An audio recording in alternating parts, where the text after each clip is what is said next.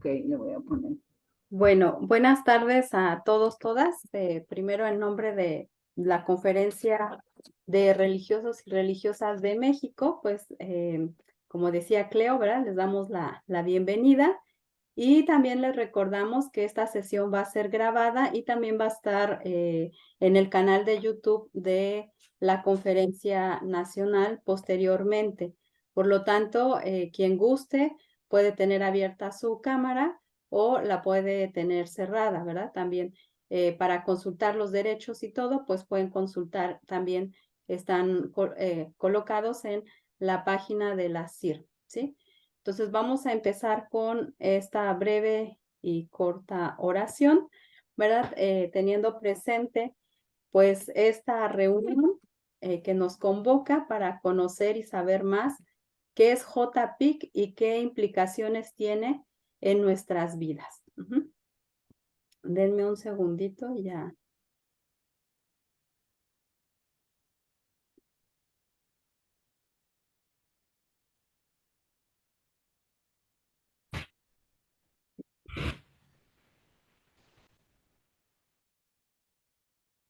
Bueno, la justicia y la paz. Pues nos ponemos en presencia del Padre y del Espíritu y del Hijo, perdón, me equivoqué, del Hijo también, ¿verdad? Y pues bueno, nos disponemos en esta tarde.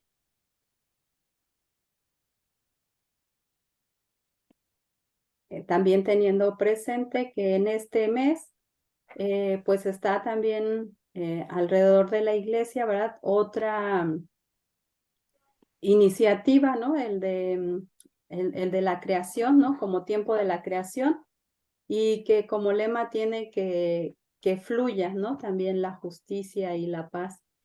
Entonces, pues teniendo en cuenta ello, pues así iniciamos. La justicia y la paz se encontraron y juntas construyeron el diálogo. Tejieron todas las vías posibles, anudaron bien los cruces de la trama e invitaron a todos los colores posibles. Aún falta seguir tejiendo y anudando. Por ello, hoy pedimos a la Roa inunde y mueva la vida, ahí donde se encuentra amenazada. Movilice a las personas a ser cada día constructoras de paz, capaces de dialogar, escuchar y reconstruir, sanar y reparar. Que como Jesús seamos capaces de decir, pronunciar, la paz esté con ustedes.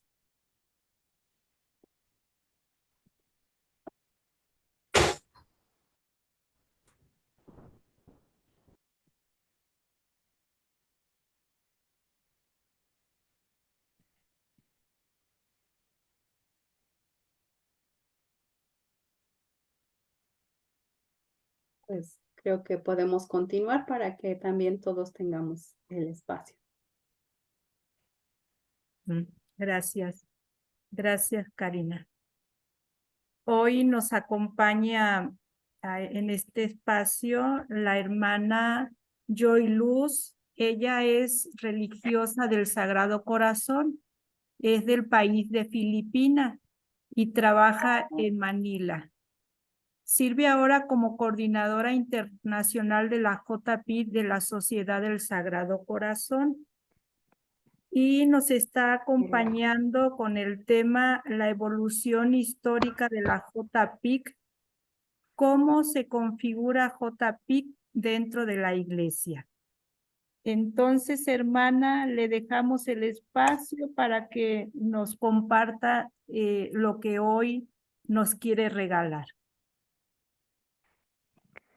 Muchas gracias. Buenos días a todos desde Manila, en Filipinas. Muchas gracias por esta oportunidad de compartir y aprender con ustedes sobre un tema oportuno y pertinente: la justicia, paz e integridad de la creación. Ahora voy a compartir la pantalla.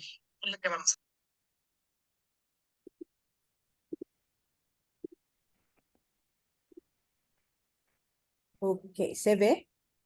Sí. Okay. No soy una experta, pero como la mayoría de ustedes, si no todos, me apasiona y trato de poner de mi parte para promoverla. No pretendo presentar un estudio del desarrollo de la JPIC en la iglesia, ya que creo que tales recursos históricos están ahora ampliamente disponibles, incluso en la Internet. Tampoco puedo hacerlo en menos de 25 minutos. Más bien, me gustaría compartir con ustedes cómo veo la JPIC dentro de la iglesia como una llamada, un compromiso y una esperanza.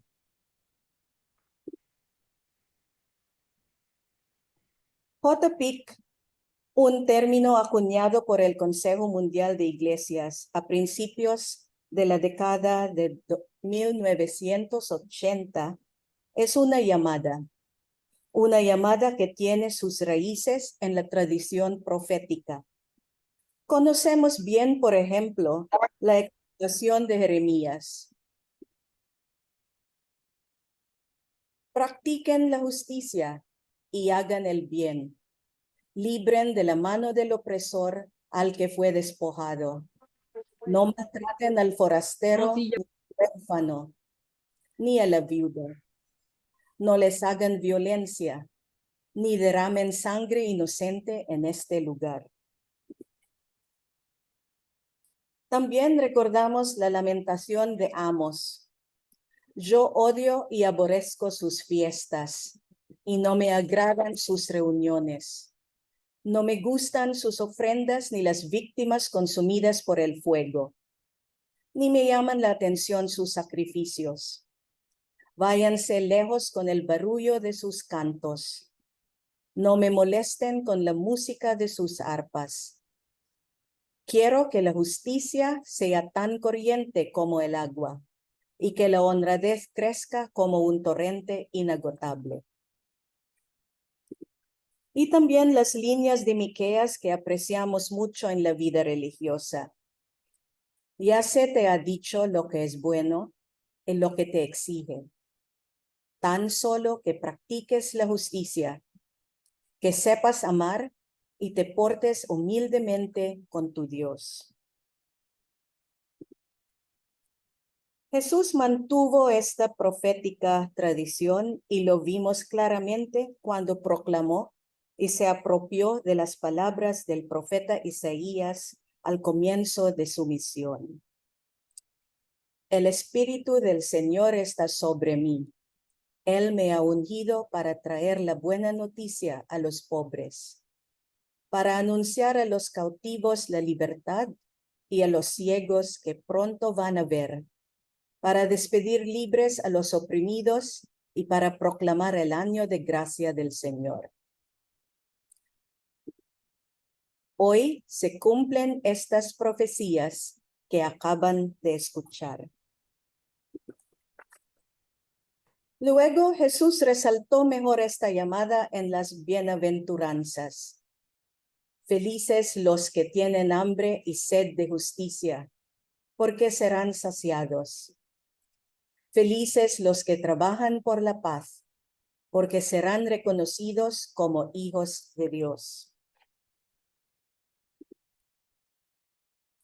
El Evangelio nos muestra cómo Jesús vivió esta llamada con palabras y hechos. Es la llamada que nos hace a nosotras y que resumió de esta manera. Mi mandamiento es este: ámense unos con otros como yo les he amado. No hay amor más grande que este, dar la vida por sus amigos. Partiendo de esta inspiración profética de la vida y misión de Jesús, creo que JPIC nos hace la misma llamada. La comprendo como una expresión concreta de la llamada a amar como hemos sido amados.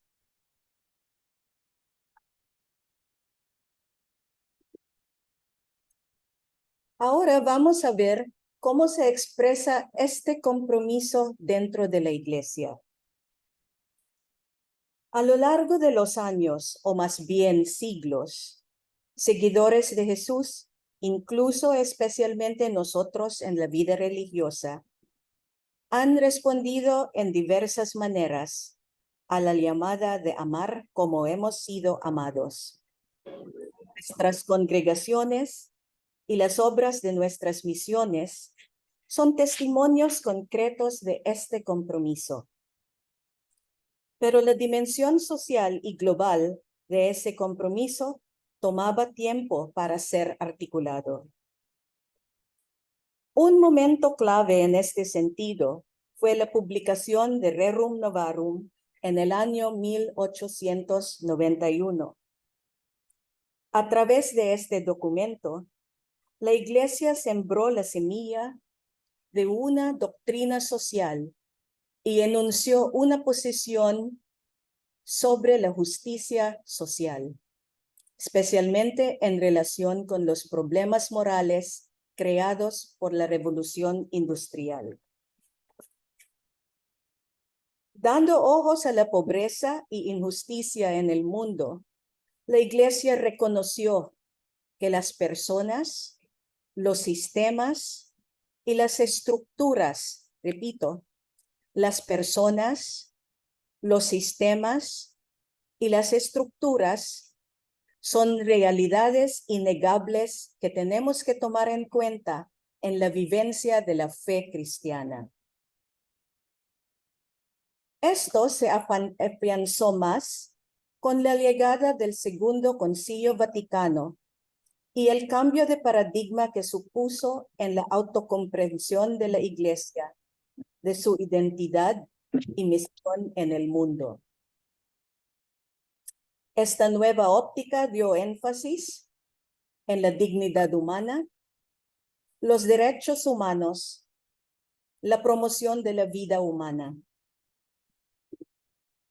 La opción para los pobres y la solidaridad. No hablaré de cada uno de los documentos de la doctrina social de la Iglesia, pero resaltaré 3 documentos que para mí nos han ayudado mucho a dar a luz al compromiso con JPIC. Primero, el Pacem in Terris, el año 1963, hizo la conexión importante entre la paz y la justicia. Dice, la paz será palabra vacía mientras no se funde sobre el orden, un orden basado en la verdad, establecido de acuerdo con las normas de la justicia, sustentado e henchido por la caridad y finalmente realizado bajo los auspicios de la libertad. Segundo, el Gaudium et Spes, el año 1965. Nos llamó a las esperanzas y angustias de la humanidad y subrayó la responsabilidad cristiana de trabajar por las estructuras hacia un mundo más justo y con paz.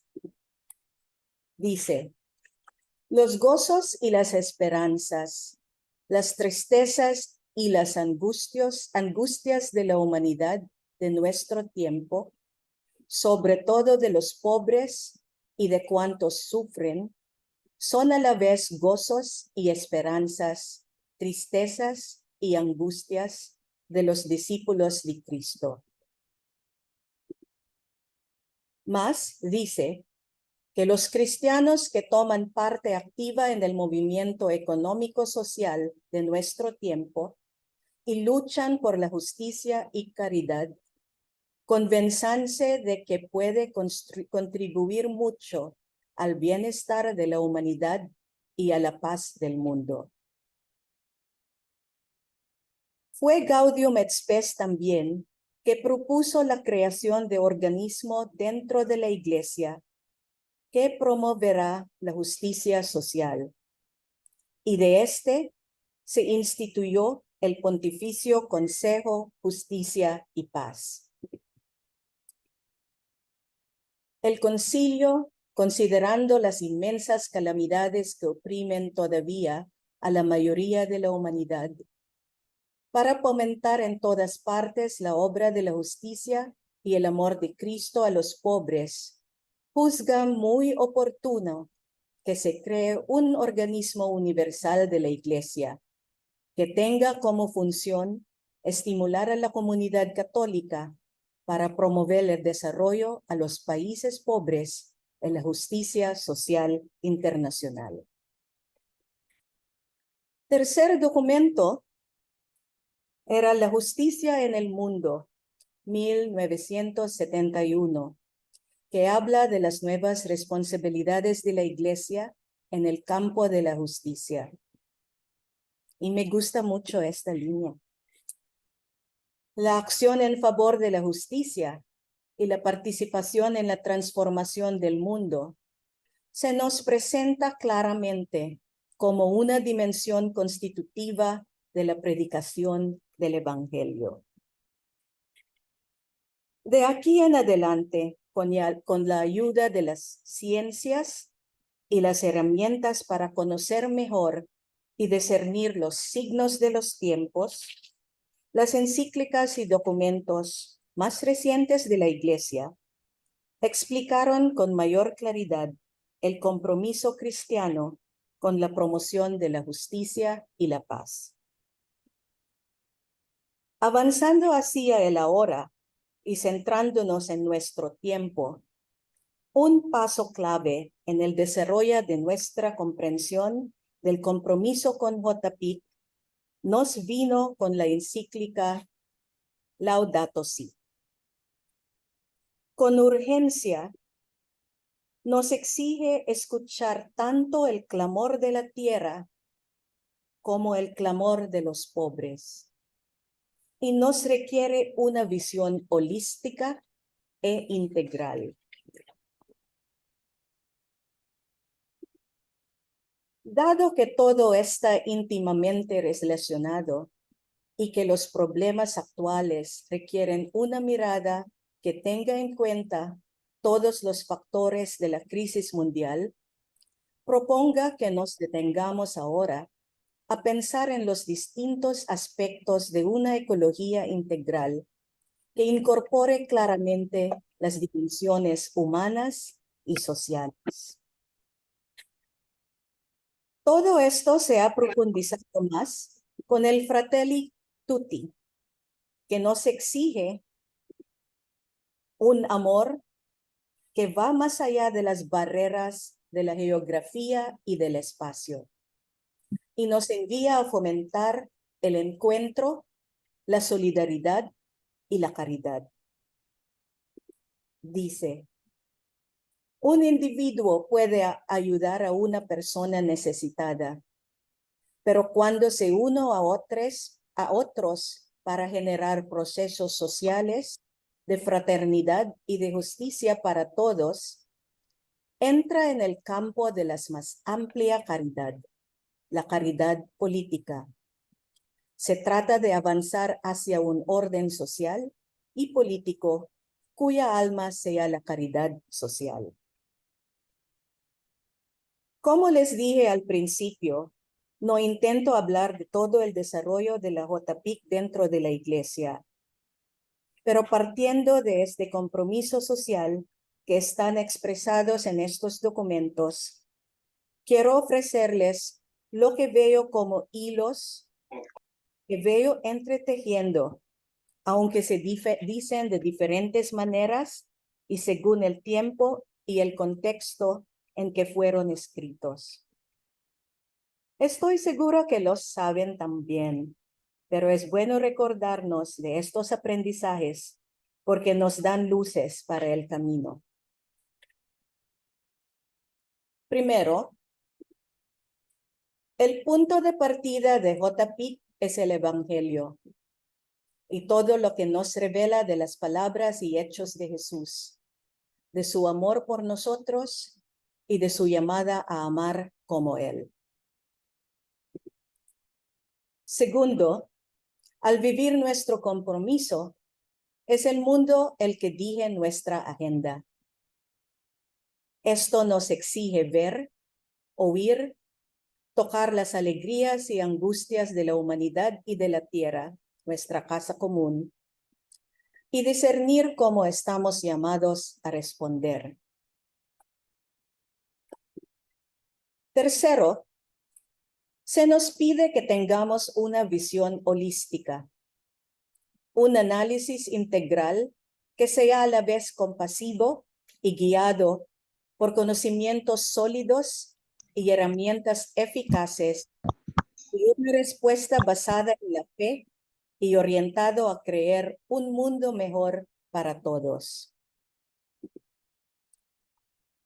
Cuarto, esta obra de transformación no puede realizarse a solas. Estamos invitados a colaborar con otros y a fomentar el encuentro, la solidaridad y la caridad que nos transformen a nosotros mismos, a los demás y a nuestro mundo. Quinto, JPIC es un compromiso que engendra esperanza. Comunica el mensaje del Emmanuel. Dios está con nosotros, especialmente en situaciones que desafían nuestra fe y ponen a prueba nuestra esperanza. Y esto nos lleva a la tercera y última parte de mi presentación. JPIC es una obra de esperanza. He sido involucrada en la JPIC a nivel internacional y ya ahora por algunos años. Y una de las cosas que me sostiene es la convicción que JPIC es un trabajo de esperanza, de esperanzar y ser esperanzados, si me dan la licencia poética de usarla como un verbo. Repito, JPIC es un trabajo de esperanza, de esperanzar y de ser esperanzados. A través de las experiencias de mis hermanas y sus colaboradores, veo que este servicio nos confrontan con diferentes caras de la pobreza, la injusticia, el sufrimiento, el dolor, la violencia, la incertidumbre, la impotencia y aún la muerte. A veces nos preguntamos, ¿cómo descubrimos y revelamos la esperanza en medio de estas duras realidades? Y sin embargo, en muchos casos, nos sentimos inspirados y apasionados para responder de diferentes maneras en colaboración con otros, según nuestras circunstancias y la disponibilidad de recursos. A mí me tocaba compartir la visión global. Los siguientes ponentes van a darnos prácticas más concretas, pero pienso que para alimentar la JPIC como una obra de esperanza, necesitamos estos 5 Cs.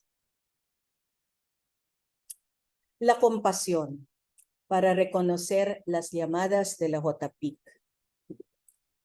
La creatividad, para poder responder en una manera eficaz. La colaboración, para trabajar juntos con otros.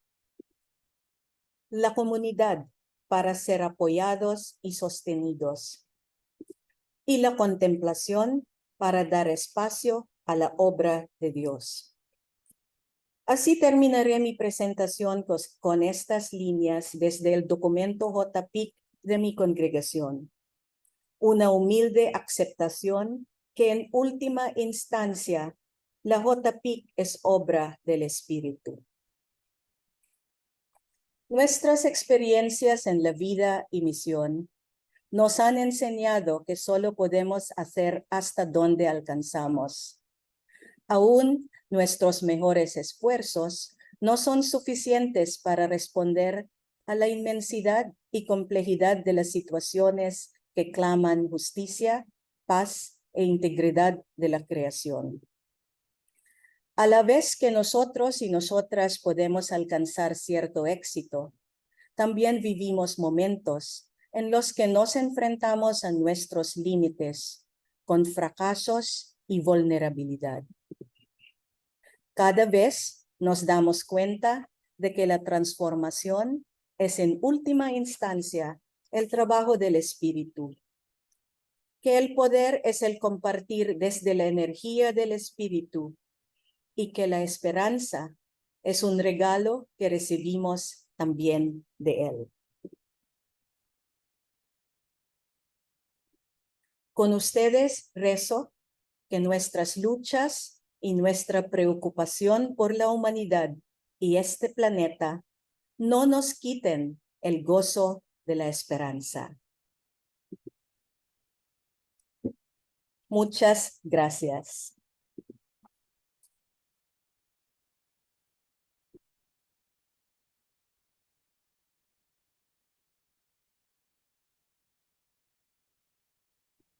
Leo, tu micrófono está cerrado, mija. Gracias, gracias Ana María. Le decía a Joy Luz que le agradecemos su participación en este espacio, el recordarnos los diferentes documentos de la Iglesia que han ido caminando en esta búsqueda de la justicia, paz, integridad de la creación, y por llevarnos también a reconocer que todas están animadas, inspiradas en el Evangelio de Jesús, que nos invitan a amar, que es el punto clave de buscar una vida profunda para nuestro mundo que ha estado marcado actualmente por la violencia. Gracias por recordarnos que la JPIC es un movimiento que debe ofrendar esperanza y que estamos invitados a seguirlo alimentando con la compasión, con la creatividad, con la colaboración, con la sinodalidad, con la búsqueda de hacer comunidad y buscar el bien común. Gracias, Joy, por tu participación. Seguimos invitando a las hermanas que pueden poner su nombre en el chat, de qué congregación son y de qué lugar nos están acompañando. También las seguimos invitando a todos y a todas a que vayan haciendo sus preguntas, sus comentarios, sus participaciones. Vamos a continuar en este momento con permítanme, con Rosa Inés. Ella nos va a acompañar en esta tarde compartiéndonos la Agenda 2030, sus objetivos de esta agenda. Entonces, le vamos a dar, en este momento, le vamos a permitir la palabra a ella. Bienvenida, hermana Rosa Inés. Muchísimas gracias. Espero que se esté escuchando bien, aunque tengo de música de fondo las campanas del templo que queda aquí cerca. Pues en primer lugar, agradecer muchísimo esta invitación. Ciertamente, pues con esta introducción de la invitación a no dejarnos robar la esperanza de la hermana Joy, voy a intentar que mi presentación no sea tan desesperanzadora. En estos 15 minutos que me han asignado, voy a intentar compartir con ustedes, digamos, lo principal de qué es la Agenda 2030 y los objetivos de desarrollo sostenible que están integrados dentro de esta agenda. No sin antes, pues decirles que yo soy colombiana, estoy aquí instalándome en México ya desde hace un poco más de un año. Soy asociada a las Misioneras Guadalupanas del Espíritu Santo y he tenido la oportunidad de trabajar durante más o menos 24 años en el mundo de Cáritas en Colombia. Y pues un poco la propuesta desde donde he querido plantear esta presentación para compartir estos minutos con ustedes en el día de hoy, pues es justamente el poder ¿Quieres ver aquí? presentar. ¿Se está viendo la pantalla? Sí, Ok. El poder, por un lado, dar muy rápidamente una perspectiva de qué es, cuál es el propósito de que la humanidad se haya puesto de acuerdo, por lo menos entre 193 países que son miembros del sistema de Naciones Unidas, y que a partir de este acuerdo se haya logrado confirmar cuáles son como los 17 puntos estratégicos sobre los cuales se considera indispensable avanzar con mucha celeridad si queremos garantizar la supervivencia a las futuras generaciones. Creo que es un hito histórico en la medida en que representa para la humanidad la toma de conciencia de lo interdependientes que somos, y digo toma de conciencia entre comillas porque realmente creo que hay ahí una intuición y hay una convicción de algunos gobernantes, de algunos liderazgos, pero también de algunos sectores de la sociedad civil. Sin embargo, pues existe también un contrapeso de mucho poder, sobre todo de quienes creen que en la creación, la casa común, y lo ven como un repositorio de recursos de los cuales se puede perfectamente seguir explotando para extraer riqueza, y a partir de eso, pues, digamos que hay como esos dos extremos en la humanidad hoy debatiéndose cuál es el modelo de desarrollo que nos pueda garantizar la supervivencia, si la riqueza para garantizar el bienestar y la tenencia de recursos disponibles para darse todos los privilegios que la riqueza puede propiciarle al ser humano, o si más bien es el cuidado, la lógica del cuidado y la preservación de los bienes de la casa común para que en el tiempo perduren y las futuras generaciones tengan derecho también a disfrutar, digamos, de la casa común. A partir de eso, pues es importante que nos demos una miradita en América Latina, cómo estamos. Estamos a 7 años de llegar al 2030 y eso significa que tenemos 7 años para saber qué tan bien vamos en este proceso. A mí me llamó la atención cuando me dieron la fecha de este espacio porque justo ayer y hoy están reunidos los líderes de las 193 naciones después de que la CEPAL hizo una interesante análisis de cómo va la región América Latina, pero también otros organismos multilaterales lograron establecer que estamos un poco rajados en el cumplimiento de esta agenda. La cumbre en la cual se encuentran durante el día de ayer y el día de hoy muchos de los mandatarios de nuestros países o sus representantes, precisamente es para presentar cuál está siendo el compromiso de los gobiernos para que en estos 7 años que nos quedan frente a la Agenda 2030 se esté realmente tratando de agilizar la implementación de estos acuerdos, de las metas que se establecieron dentro de estos objetivos. Tiene un antecedente que fue en el 2015, se llegó a la conclusión de que no había sido suficiente los objetivos de desarrollo del milenio, y entonces se migra un poco a esta propuesta de Agenda 2030 que establece agrupados en 17 objetivos de desarrollo sostenible, 169 metas para cumplir. Esas metas, aunque parecen numéricas, son fundamentales, porque son metas que nos permiten reconocer si estamos caminando sobre la lógica de un desarrollo que sea sostenible en el tiempo. Vamos, ahí la Iglesia ha tenido una voz para tratar de que dentro de la visión del desarrollo sostenible se incluya el desarrollo humano como un elemento céntrico y fundamental dentro de esta apuesta del desarrollo. Pues, digamos, el acuerdo sobre el que se llegó en estas 193 naciones que hacen parte de las organizaciones de Naciones Unidas, se logra consensuar una agenda de desarrollo sostenible. La visión que tiene la Iglesia es que la agenda tiene que ser de desarrollo humano, integral y sostenible. me parece que es muy importante, tiene como antecedente entonces los Objetivos de Desarrollo del Milenio y luego establecen como 5 grandes ejes centrales o dimensiones que se conocen como las 5P.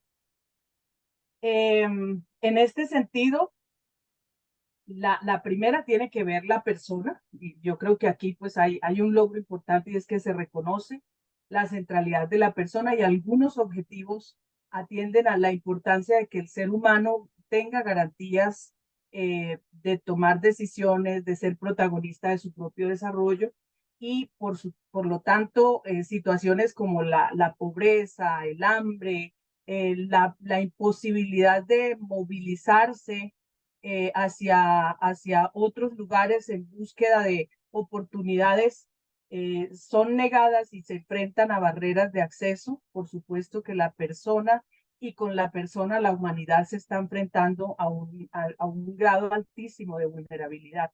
Entonces, poner en el centro de esta ecuación del desarrollo sostenible a la persona es una de las dimensiones y por eso hay un grupo de objetivos que está orientado hacia esta dimensión.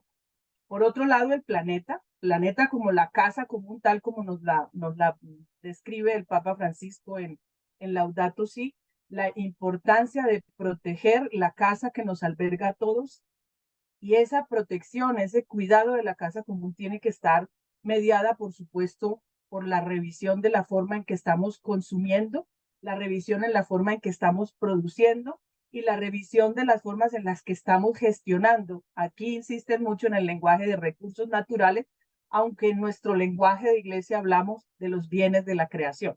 Yo voy haciendo un poquito el paralelismo de cuál es el lenguaje que utiliza la agenda, porque es un lenguaje laico, por supuesto, pero nosotros tenemos un lenguaje que emana mucho de la riqueza, no solo del evangelio, sino también del magisterio de la iglesia. Por otro lado, una tercera dimensión está la prosperidad, pensando un poco en la importancia de que los seres humanos tienen derecho a buscar una vida próspera y plena en el que tengan la posibilidad de ver que el fruto de sus esfuerzos, de su trabajo, repercuta en la mejora progresiva de las condiciones de vida, brindándole acceso, por supuesto, a poder adquisitivo, pero también al progreso social, al desarrollo, a la tecnología, y que esto se produzca, por supuesto, en un justo balance con la naturaleza. La cuarta dimensión tiene que ver con la paz.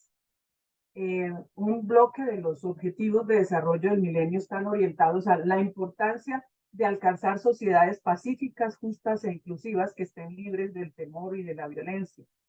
Esto tiene que ver con el reconocimiento de que la humanidad ha hecho avances impresionantes en materia de derechos, en materia de libertades y de igualdades, pero no necesariamente en la premisa que media entre estos dos valores de las democracias, que es la fraternidad. Y por eso nos está costando convivir y cada vez más nos está costando mantener una paz estable y duradera en nuestras sociedades y los conflictos a distinta escala, a distinto nivel y entre países, por supuesto, que siguen haciéndose presente como perpetuando esa espiral de la violencia, un círculo vicioso que es a mayor pobreza hay predisposición a la violencia y a mayor violencia hay mayor pobreza. Y creo que por eso la importancia de estabilizar procesos de convivencia en las sociedades para garantizar que los demás objetivos sean posibles. Y por otro lado, la participación, que es la necesidad y la urgencia de movilizar todos los medios necesarios para garantizar que las comunidades, los pueblos, los grupos poblacionales participen de todas aquellas decisiones que les afectan, especialmente aquellos que han estado siempre por fuera de las decisiones. Estas 5 dimensiones son muy importantes porque nos ayudan a entender el sentido y la interconexión entre los objetivos, para que no nos quedemos viendo que los objetivos son metas numéricas, 0 pobreza, bajar las cifras de la pobreza extrema, 0 hambre, y nos quedamos a veces en el manejo de las cifras, pero creo que hay la importancia de entender que estas 5P nos ayudan a entender que todos los objetivos, por ejemplo, la reducción de la pobreza, si no se reducen las desigualdades, son 2 objetivos que tienen que trabajar muy de la mano. y pensar que la reducción de la pobreza en muchas de las decisiones que se están tomando en nuestros gobiernos, sobre todo los de carácter un poco más populista, que es gastarse los presupuestos de las naciones en dar subsidios sociales a los pobres para decir estoy cumpliendo con la reducción de la pobreza, en realidad lo que está generando más dependencia porque no está atacando la causa estructural de la pobreza, que es la desigualdad. Y en ese sentido es importante reconocer la interdependencia que existen entre todo este bloque de objetivos. Aquí están los 17 objetivos de desarrollo sostenible. No voy a entrar a describirlos todos, pero creo que esta panorámica, y seguramente que muchos de ustedes ya han tenido mucha relación, al final les voy a dejar unos links porque me parece que la CEPAL ha hecho un trabajo para América Latina muy interesante, muy juicioso, pero además muy responsable, de mostrarnos en qué consiste cada uno de estos objetivos, pero además cuáles son en la realidad de nuestros países latinoamericanos los principales obstáculos con los que se enfrenta. Y este corte está hecho a julio de 2023, o sea que es información muy actual porque es justamente la evaluación que le encomendaron a la CEPAL hacer para llegar al evento que está desarrollándose entre ayer y hoy, justamente para someter como a evaluación y cómo vamos en la implementación de la Agenda 2030. Entonces, pero para decirles que estos están como asociados en tres, los 17 objetivos están agrupados como en 3 niveles, además de las 5 dimensiones. Unos tienen que ver con la economía, ¿sí? Es decir, la economía como un engranaje que tiene que dar soporte al desarrollo, pero no una economía que es para seguir acumulando riqueza, sino una economía que esté justamente redistribuida. Por eso insisto en la importancia de que estos 4 objetivos no se pueden ver por separado, sino que tienen que trabajar de manera articulada, sobre todo en materia de política pública, si queremos realmente que el desarrollo y los índices de crecimiento económico sean reflejados para todos. Para nadie es un secreto que México está siendo ponderado como una economía sólida, que ha crecido, que se ha posicionado en relación a las economías de América Latina. Sin embargo, seguimos viendo mucha pobreza, seguimos viendo mucha desigualdad. Entonces, eso significa que ha crecido la economía, pero no necesariamente la distribución de la riqueza, y eso, pues, hay que revisarlo, porque entonces no se vale que avancemos en algunos indicadores de los objetivos, pero otros que son los que garantizan ese desarrollo sostenible, pues no están avanzando con la integralidad con la que han sido planteados. En el segundo nivel podemos hablar de la sociedad y tiene que ver con estos 8 objetivos que todos están orientados a cuáles son las condiciones para que las sociedades tengan una funcionalidad que garantice estados de derecho, pero además las condiciones para que la población viva con dignidad, pero además con las oportunidades que requieren para garantizar una vida en condiciones dignas. Entonces estamos hablando de la educación, estamos hablando de la salud, estamos hablando, es decir, esos derechos básicos que son vitales. Y también estamos hablando de que todo eso se ve desafiado si no tenemos los mínimos en materia de democracias sólidas, democracias reales, no remedos de democracia, porque en América Latina desafortunadamente seguimos, nuestras constituciones dicen que somos estados de derecho, sin embargo, estamos viendo de manera triste cómo tenemos enormes retrocesos en las democracias de la región. La paz como un valor supremo, como un valor fundamental para que la sociedad encuentre la estabilidad y las oportunidades de desarrollo equitativo. Y por supuesto el acceso pues al bienestar y sobre tal, digamos, a la configuración de la familia y a vivir desde la familia en condiciones, digamos, de oportunidades para el crecimiento equitativo. Y luego en la tercera dimensión, pues está todo lo que alberga esas oportunidades y es la casa común.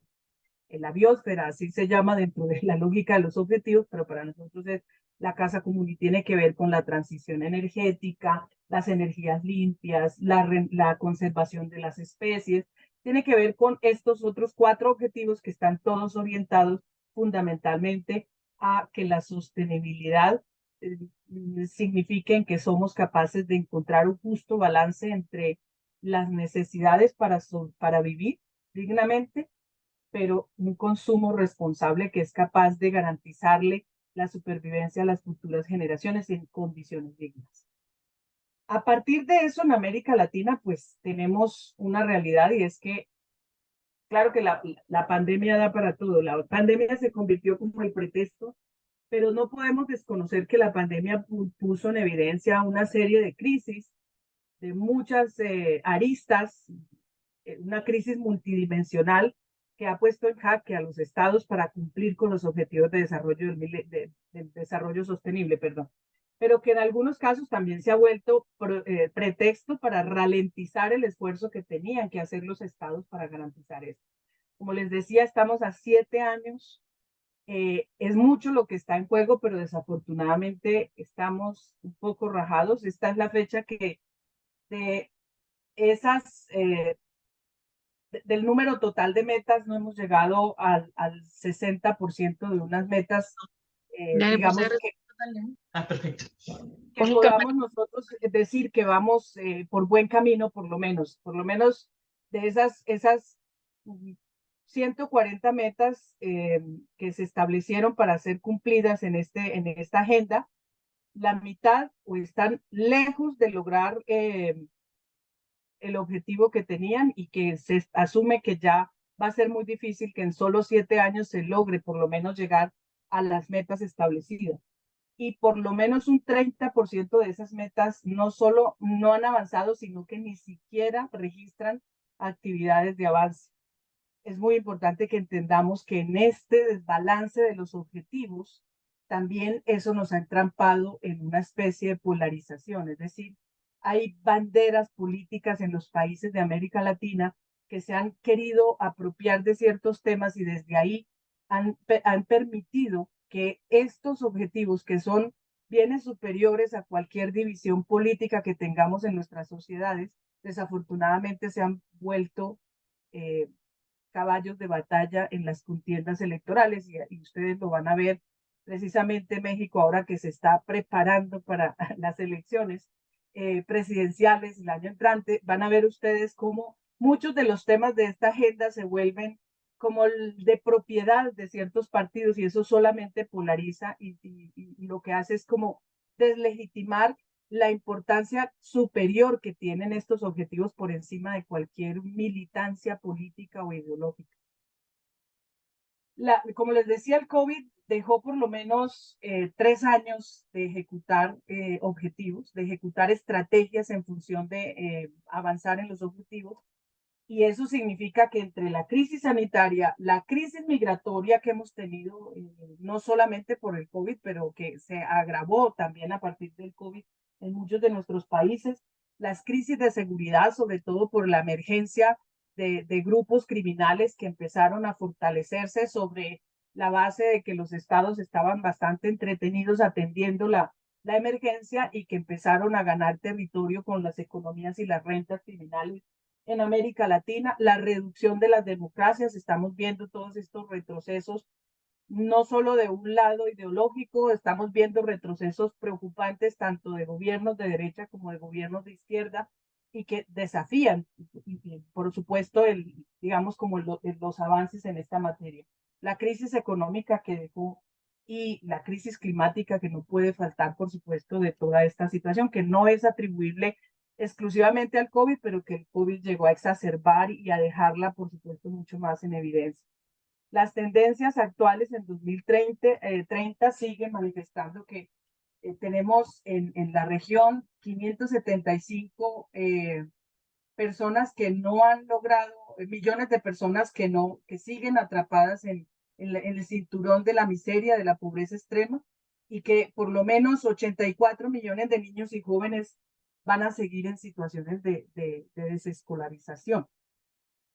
Y esto es preocupante porque estamos en una sociedad que está evolucionando en pasos agigantados en materia tecnológica, y ahora resulta que la tecnología no solamente es una nueva forma de exclusión para quienes no tienen acceso a la educación, sino que ni siquiera están teniendo acceso a la educación elemental, la que todos conocimos en nuestras escuelas y colegios cuando todavía no existía ni el celular, ni existían las computadoras.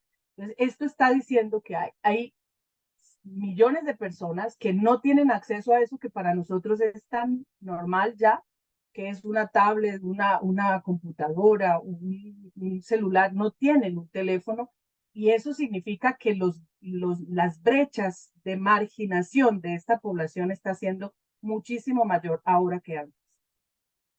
En los 119 países que son parte de las organizaciones miembros, aunque habían ausencia total de leyes que prohibían la discriminación directa e indirecta de las mujeres, desafortunadamente, pues se ha avanzado en la existencia de las leyes, pero seguimos registrando, y sobre todo en países como América Latina, los de América Latina, las cifras de feminicidio, las cifras de ataque y de violencia contra las mujeres siguen cada vez más evidentes y disparadas. Y por último, el calentamiento global, cómo ha ido ganando territorio, y vemos cómo desafortunadamente esto está causando desastres naturales, nuevas emergencias, y ya no podemos decir que son naturales porque fueron también creadas por el ser humano y su incapacidad de hacer un consumo y un desarrollo responsable, y estamos alcanzando niveles críticos.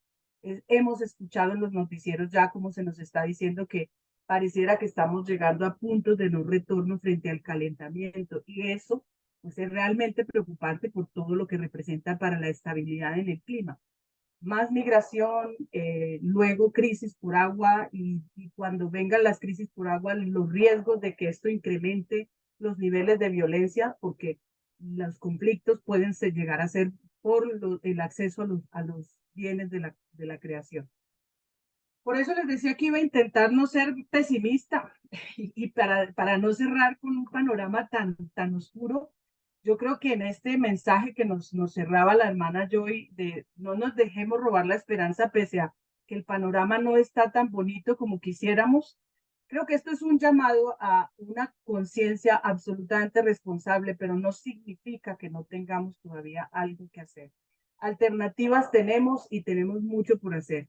Y aquí es importante que los cristianos, los bautizados, los discípulos y misioneros de Jesús, asumamos con mucha responsabilidad el mensaje que el Papa Francisco nos ha dado en estas últimas dos encíclicas, Laudato Si y Fratelli Tutti. Las dos son realmente un instrumento que no necesitan traducción, porque mucho del magisterio, si ustedes recuerdan, cuando salían las encíclicas, a veces en un lenguaje tan elevado que le tocaba a las estructuras eclesiales hacer traducciones y versiones populares para acercar el magisterio y el pensamiento de la iglesia al pueblo. Hoy en día, en el lenguaje del Papa Francisco, estos documentos no necesitan traducción de ninguna naturaleza, lo que necesita es ponerlos en práctica. Laudato Si, y dejo aquí con estas dos claves. Laudato Si lo que nos invita es a tomar plena conciencia de una nueva antropología cristiana, o más bien de una antropología cristiana que nos pone en relación y nos cambia la concepción de la persona, del ser humano que domina la creación, a ser el cuidador responsable de la creación, de la casa común, y que nos propone una teología relacional en donde esa relación entre la persona consigo mismo, con Dios, tiene que necesariamente reconocer la interdependencia con los demás hermanos y con la casa común. Cualquier desbalance o disfuncionalidad en ese sistema relacional es lo que está poniendo en riesgo la sostenibilidad de la humanidad. Laudato Si nos da las claves concretas de cómo asumir una vida bajo esta conciencia, y que se traduce en transformar esos sistemas relacionales. Eso que decimos, vivir en relación con Dios desde nuestra fe, vivirlo con los hermanos y vivirlo con la casa común. Y Fratelli Tutti entra a entregarnos los instrumentos ya para desarrollar esto en diálogo con el mundo, en diálogo con la política, la buena política, la que está al servicio del bien común, para lograr las grandes transformaciones que necesitamos dar si queremos que la humanidad logre, digamos, atravesar por este duro momento y ser capaz de encontrar las alternativas para hacerse sostenible. para preservar la casa común para las futuras generaciones. Y eso significa reconocer que la paz es un bien superior que no le pertenece a ninguna ideología ni partido político, y que los blancos, los rojos, los verdes, los de cualquier ideología, tenemos el deber de trabajar por ese bien superior. Porque allí es donde nosotros tenemos que encontrar los caminos de estabilizar las oportunidades para que los seres humanos encuentren la oportunidad de trabajar por condiciones de vida digna, pero siendo siempre protagonistas de su propio desarrollo. Por eso temas como la participación, temas como el diálogo, como el medio, la herramienta para dejar de seguir construyendo muros como humanidad y tendiendo puentes, porque es conectados como lo podemos lograr. ¿Por qué se están rajando en las cifras los estados? Porque están con los ojos puestos estrictamente en cifras, pero toda la maquinaria y el andamiaje que necesitan para que esto baje a las estrategias operativas se está quedando en los conflictos políticos, en la corrupción y en todo lo que de ahí se deriva. Nosotros como iglesia tenemos mucho que aportar. Tenemos que seguir trabajando en esta apuesta para garantizar que somos capaces de llevar a la humanidad a un estadio distinto, donde la casa común sea la casa de todos y sea posible convivir en armonía, pues en medio de todas las diferencias, sintiéndonos cómodos con esa figura del poliedro como nos invita el Papa Francisco. Así es que con estos dos mensajes quiero dejar pues como sí hay alternativa, pero requiere de nosotros un compromiso, abiertos, hablando, conectados, trabajando juntos con otros, no necesariamente en el mundo exclusivamente del círculo eclesial, sino más allá con la sociedad, con otros que piensan distinto, con otras denominaciones de fe, pero hay que hacer un trabajo juicioso si lo queremos lograr. Muchas gracias.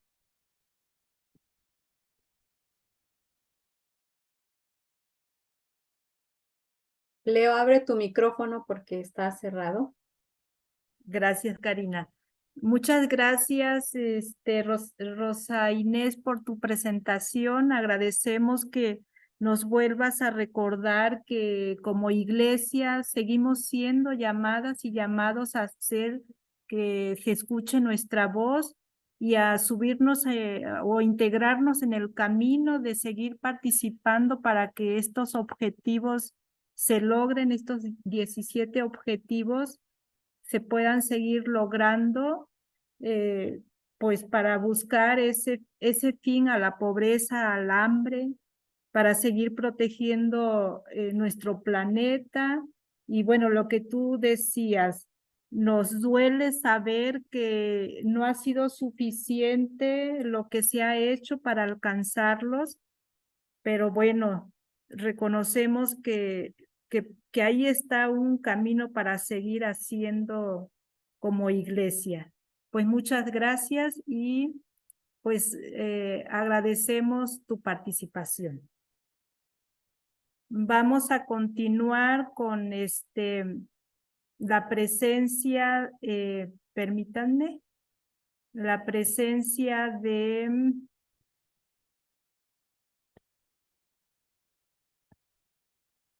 de Marco Aquiles Pérez. Él es director de Incidencia en Política Pública y Movilización en World Vision México, antropólogo social de formación, cuenta con más de 10 años de experiencia en gestión de proyectos y desarrollo de capacidades a equipos para las etapas de diagnóstico, diseño, monitoreo y evaluación. Facilitación de procesos de asocio con múltiples actores para la Contraloría Social, movilización ciudadana, implementación de la Ley General de Derechos de Niñas, Niños y Adolescentes y acompañamiento a organizaciones de sociedad civil en estrategias de incidencia en política pública a nivel mundial, estatal y nacional. También junto con él nos acompaña Fabiola Capetillo Hernández.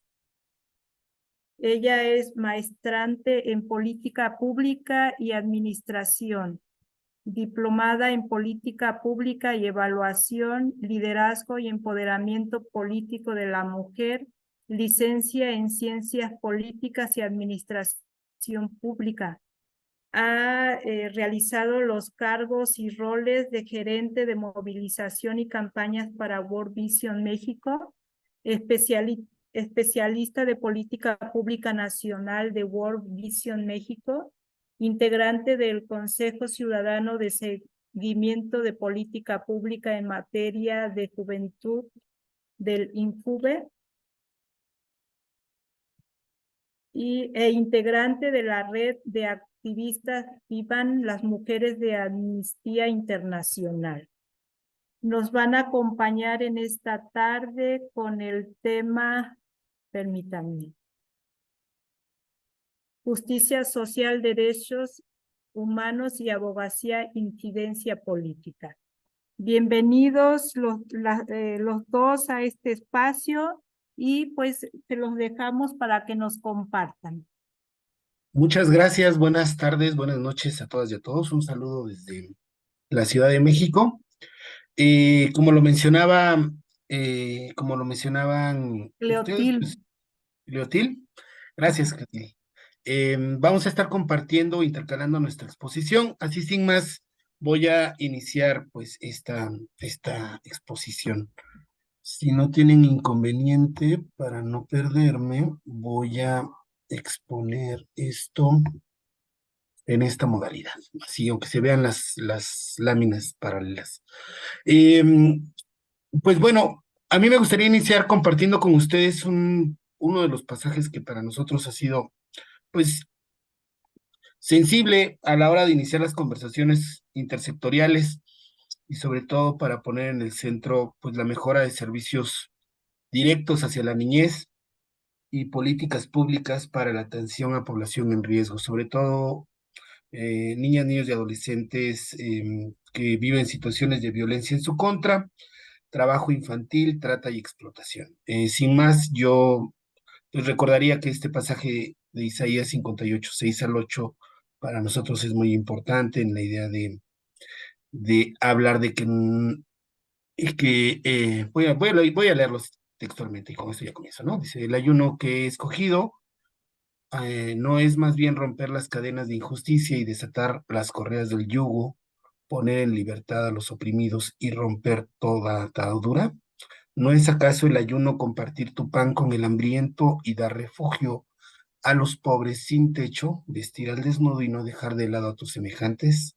Si así procedes, tu luz despuntará como la aurora y al instante llegará tu sanidad. Pues bien, para nosotros el abordaje de la justicia social, los derechos humanos y la incidencia en políticas públicas cobra mucho sentido con este pasaje de Isaías. Siguiendo con esto, me gustaría compartir con ustedes una de muchas de las definiciones de justicia social. Nosotros en esta conversación pues retomamos una de las definiciones de UNICEF que nos plantea que la justicia social se basa en la igualdad de oportunidades y en los derechos humanos, más allá del concepto tradicional de justicia legal, y que guarda un elemento muy importante o como una columna la equidad, y es imprescindible para que cada persona pueda desarrollar su máximo potencial y para una sociedad en paz. Este vínculo de la justicia social entre las condiciones del sujeto y las condiciones y las aspiraciones de la sociedad, ¿no? Por ello, entendiendo este reto, pues resaltamos en este diálogo, en esta exposición, tres aspectos clave al promover la justicia social desde el enfoque de los derechos humanos. Uno, tener presente, y creo que las exposiciones que nos han precedido lo aborda, pues es tener presente cómo se manifiesta el conflicto y las inequidades o las relaciones inequitativas y la injusticia real dentro de un contexto y además pues que se expresan en situaciones de violencia entre los individuos, los grupos y los países, pues en un marco histórico, en un conjunto de intereses y que esta es una realidad que tenemos que pues tener presente, testear, diagnosticar y dar un seguimiento continuo en la promoción de la justicia para tener presente pues que esta promoción sea pertinente. Al mismo tiempo también tener claro que al promover la justicia social tenemos que abordar de una manera directa la pobreza o la violencia estructural que existe manifestada en la pobreza y que esta injusticia es extendida, es histórica, es social y que además claramente nulifica o no permite el acceso y el ejercicio efectivo de los derechos fundamentales de las personas, sean estas niñas, niños, adolescentes o personas adultas. Y que un componente histórico crítico que hay que tener presente en la promoción de la justicia social es pues toda esta carga cultural, social, creencias y actitudes impregnadas o que sustentadas en la discriminación que interfieren las posibilidades de los individuos de desarrollar su potencial, tanto de aquellos sujetos que viven una discriminación, como de aquellos sectores o sujetos o personas que ejercen la discriminación, ¿no? En ambas partes, entre el verdugo y la víctima, pues existen esta imposibilidad de desarrollar su potencial, dado este componente de discriminación. Cerraría este tema de justicia social, pues con un aspecto que nosotros identificamos importante a la hora de promover, impulsar y motivar el ejercicio de la justicia social entre las personas y las comunidades, y que no está desligado pues de la movilización y el activismo. Por un lado, aspectos como los conocimientos, por otro lado, las actitudes y las competencias para impulsar, promover o vivir la justicia social como personas promotoras de un cambio o una transformación. Y en ese sentido, en los conocimientos, pues tener claros cuáles son técnicamente los principios universales alrededor de los derechos y en específico para la niñez, pues un instrumento clave es la Convención de los Derechos del Niño y todas sus observaciones y todas las respuestas a los estados parte. Por otro lado, también un entendimiento de los comportamientos, las actitudes y las estructuras, así como de las personas, de las instituciones y sociedades, es decir, con competencias, atribuciones y marcos legales para nosotros es muy importante, así como la situación actual de los derechos humanos. Me iría rápidamente, para no agotar el tiempo, pues que hay un conjunto de actitudes y un conjunto de competencias también relacionadas con esto, que es clave tener presente. El segundo tema que quisiéramos tocar rápidamente, o en esta mirada rápida, es el de los derechos humanos. Yo le pediría que a mi colega Fabiola Capetillo, que por favor nos ayude compartiendo pues, lo que aparece en la lámina 7. Sí, muchísimas gracias. Pues justo revisar un poco el enfoque de los derechos humanos es también entrar en muchísimas explicaciones teóricas, ¿no? Que mencionan qué son los derechos humanos en sí mismos. Y la Comisión Nacional de Derechos Humanos en México menciona estas características en sí de los derechos humanos y los define como unas prerrogativas, un conjunto de prerrogativas que todas las personas tenemos por el simple hecho de ser humanos. Y dentro de estas características está que son inalienables, iguales y no discriminatorios, universales, interdependientes, indivisibles y progresivos. ¿Qué significa esto? Que bueno, que todas las personas tienen el derecho, o sea, todos sus derechos son universales, es decir, toda esta clasificación que está tanto en la Constitución Política de los Estados Unidos Mexicanos, en la misma Declaración Universal de los Derechos Humanos, pues bueno, son para todas y para todos, ¿no? Por supuesto, mencionar un poco y regresarme un poco al tema de justicia social, pues converge muchísimo con esos obstáculos, ¿no? Para que todas las personas alcancen pues vivir sus derechos humanos a plenitud.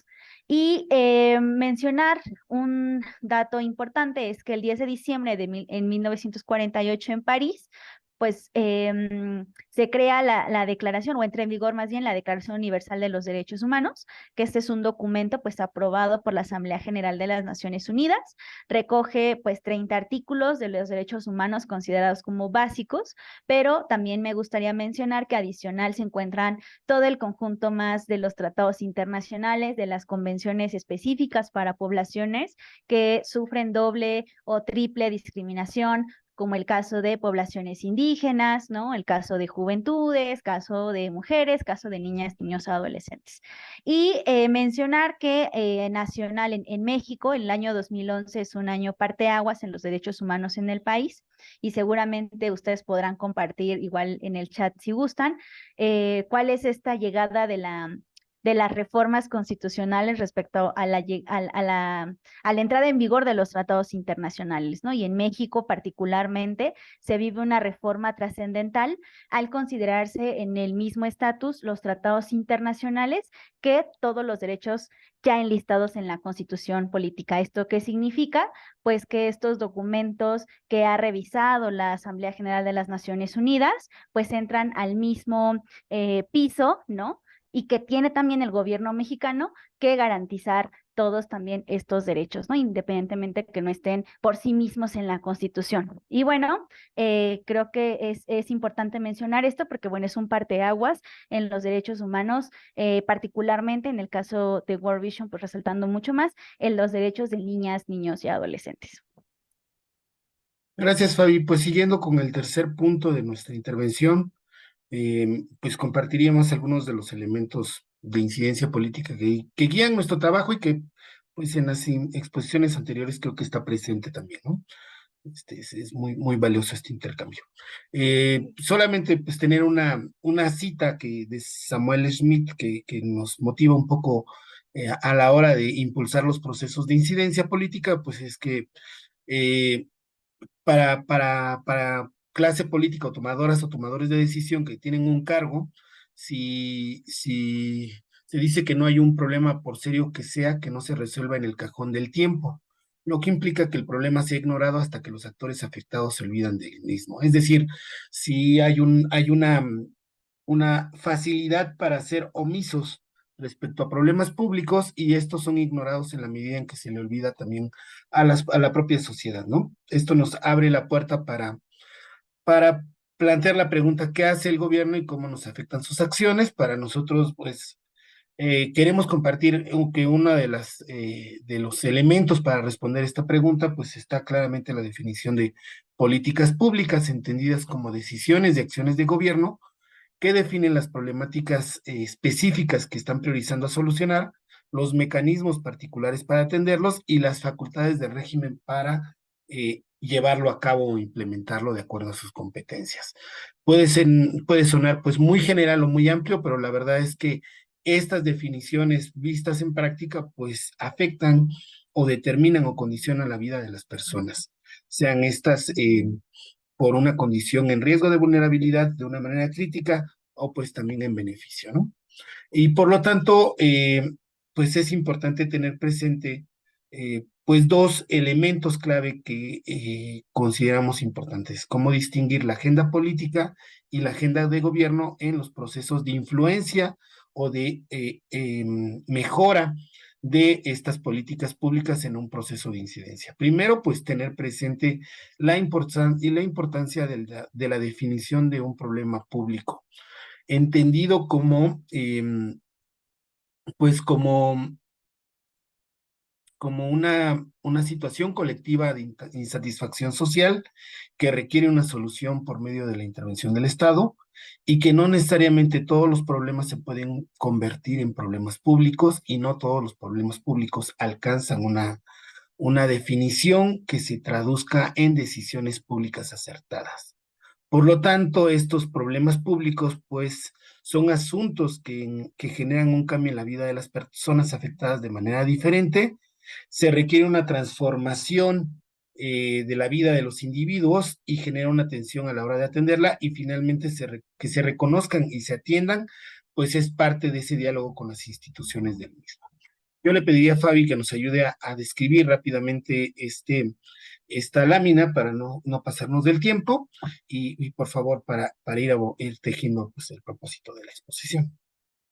Sí, dentro de justo lo que ya comentaba Malcolm sobre qué es un problema público, pues ya mencionaba la definición, pero un problema público no se pone en la agenda en sí mismo, ¿no?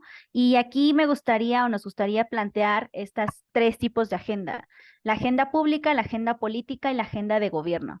¿Por qué es importante mencionarlo? Porque para la pena, ¿no? De muchas y de muchos, y también la razón de ser de muchas organizaciones, colectivos y demás espacios que se han formado en la búsqueda y promoción de los derechos humanos en México y a nivel internacional, es que, como dice la frase, ¿no? La lucha sigue, y justamente tiene que ver porque la agenda pública, hay que luchar prácticamente por poner los problemas públicos en estos 3 tipos de agenda para que se desarrolle durante una discusión política y gubernamental e incluso pública, ¿no? Y la agenda pública tiene que ver con eso, con las prioridades en que los medios de comunicación y la sociedad en general le da a un cierto tema. La agenda política es este listado de temas o problemas que tal cual tienen las y los políticos en su discurso, ¿no? Que ya lo pusieron en su discurso y que dijeron vamos a atender esto y ya lo tienen dentro del discurso. Y en la agenda de gobierno ya es cuando estamos viendo que sí se le está destinando presupuesto, que sí se está haciendo una ley y que no solamente queda en el discurso político. Sí, pues quizá nada más reiterar que en el caso del tema de niñez, pues nosotros lo abordamos desde la prevención y erradicación de la violencia, y para ligarlo un poco con las exposiciones anteriores, pues desde el objetivo 16.2, se puede mirar esto, ¿no? Desde la agenda pública, la agenda política y la agenda de gobierno. También para abordar esto, pues obviamente necesitamos apalancarlo desde el entendimiento de cuál es el ciclo de la política pública, cómo se toman las decisiones y cómo es, respondiendo a esta pregunta o planteando esta pregunta, qué hace el gobierno y cómo nos afectan sus acciones, ¿no? Y entonces en estas decisiones y acciones, los gobiernos definen las problemáticas públicas específicas a solucionar y los mecanismos para ello. La lámina del lado derecho, pues, plantea de alguna manera muy simple, muy básica. Yo sé que seguramente muchos de ustedes tienen mayores herramientas para desagregarlo, pero pues tratábamos de plantearlo así, ¿no? Como hay una definición del problema, un diseño de respuesta ante el problema, una implementación, una evaluación y una entrada en la agenda de gobierno. O puede empezar de distintos momentos, pero dependiendo del tiempo político, ¿no? Por eso, en ese marco, nosotros vemos la importancia de abordar el concepto de incidencia en políticas públicas como aquellas actividades confrontativas y cooperativas que implican interactuar con el gobierno y otras instituciones. Y ahí el rol de las organizaciones de base comunitaria, las organizaciones sociales, de sociedad civil, las organizaciones basadas en la fe, grupos culturales, sociales, pues tienen la capacidad para entablar un diálogo con las autoridades que toman las decisiones y proveer de información, presión y persuadir al público y a los tomadores de decisión para influir de manera activa en la orientación, representación y efectividad de las políticas públicas. Aquí en esta lámina pues expresamos algunos de los elementos más importantes de las formas de incidencia que nosotros tenemos mapeadas, ¿no? Como la comunicacional, la discursiva, la legislativa, la digital, el activismo como la promoción de una idea o de una causa que las personas o los colectivos asumen a través de planes y estrategias, así como la participación en la gobernanza, en la cogobernanza, ¿no? Yo mencionaría que además de estas formas de incidencia y estos ejes estratégicos que componen una campaña, pues para nosotros en el centro está el enfoque y tenemos por un lado, pues el acercamiento con las autoridades, por otro lado, es decir, el acercamiento y el diálogo, por otro lado, las propuestas técnicas, por otro lado, el posicionamiento público y también por otro lado, pues la participación y movilización, ¿no? Y ahí están estos elementos o ejes estratégicos que esta lámina trata de reflejar. Estamos casi cerrando nuestra exposición, nos quedan un par de minutitos y quisiéramos compartir con ustedes algunos elementos importantes relacionados con específicamente la estrategia o el eje estratégico de movilización y que no está desligado de lo que mencionábamos de justicia social, ¿no? Yo le pediría a mi colega Fabi que por favor nos apoye mencionando los elementos de movilización que quisiéramos compartir en este espacio. Sí, ya para no ser como tan redundante en algunos conceptos, pues justo la movilización retoma el concepto mismo de la movilización social como un mecanismo de expresión comunitario y que va más allá también o que influye mucho la participación ciudadana, ¿no? Que no solo se quede en el voto o en el tema de elecciones, sino que tiene que ver también con la misma ejercicios de cooperación y de incidencia con gobiernos, ¿no? Y también con gobiernos locales a nivel federal y a nivel estatal. Y justamente para poder hacer estos ejercicios de incidencia o de movilización, pues ponemos como este listado que es que puede seguramente ser mucho más amplio, pero esto derivado de algunos documentos técnicos que recabamos por ahí y también de lo mismo que hacemos desde la oficina de World Vision México, que puede ir desde marchas, ¿no? Que creo que muchos hemos visto en la televisión y muchas coberturas respecto a esto, el activismo digital también, acciones simbólicas y la protesta creativa, que tiene que ver incluso con canciones, con poemas y con todo lo que compone la creatividad como medio de expresión también para pues mencionar qué es estos problemas públicos que tiene que atender el gobierno, ¿no? Y adicional, en la organización hemos conformado un movimiento que se llama México por la Niñez, que este es un movimiento que tiene el objetivo de crear a través de una red de activistas, de movilizar, de difundir bastantes mensajes sobre la prevención de la violencia, la exigencia a autoridades, ¿no? Y la sensibilización para lograr cambios en leyes, políticas y presupuestos. Entonces, les voy a dejar en el chat de Zoom, si me lo permiten, el link de WhatsApp, del grupo en WhatsApp, por si se quieren unir. Ahí ponemos como muchos anuncios y mensajes respecto a lo que hacemos desde acá para la movilización y la incidencia. Y dejamos aquí también nuestros contactos por cualquier cosa, que es el mío y el de Malcolm. Muchas gracias por su atención. Muchas gracias a todas y a todos por su espacio.